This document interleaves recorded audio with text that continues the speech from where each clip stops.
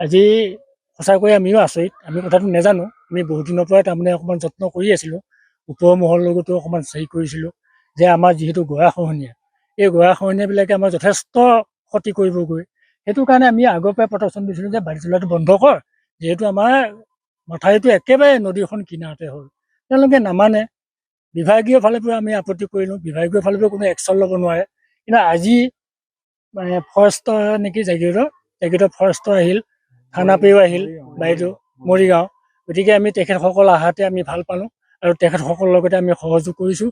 সঁচাকৈ আমাৰ প্ৰটেকশ্যনৰ কাৰণে আহিছে, গোটেই গাঁওখন গোটেই অঞ্চলটোৰ কাৰণে। গতিকে আমি তেওঁলোকে যিখিনি কৰিছে আমি সঁচাকৈ ধন্যবাদ দিছোঁ।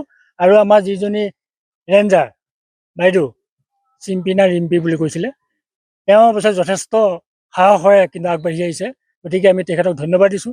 গতিকে এনেকুৱা সাহসৰে থাকিলে যথেষ্ট আমাৰ কিন্তু দুৰ্নীতিবিলাক কিছু নাইকিয়া হৈ যাব। মেচিন এতিয়া সেই আমি নাজানো, কিন্তু তেওঁলোকে যোগাযোগ কৰে কাৰ লগত। ৰাতিয়ে মেচিন লৈ গ'ল, কমেও 5-6টামান মেচিন লৈ গ'ল। কিন্তু ইয়াত আছে যে আজি 2টা, তাই এটা ডেমেজ। তথাপিতো আমি উঠাবছোঁ আৰু 2টা ভাল মেচিন। গতিকে আজি উঠাই বিভাগীয় কৰ্তৃপক্ষই তেওঁলোকে অফিচলৈ লৈ যাব। কিমান বালিমহল আছে আমাৰ ইয়াত আমাৰ বঙালবৈতে আছে প্ৰায় 6-7টামান।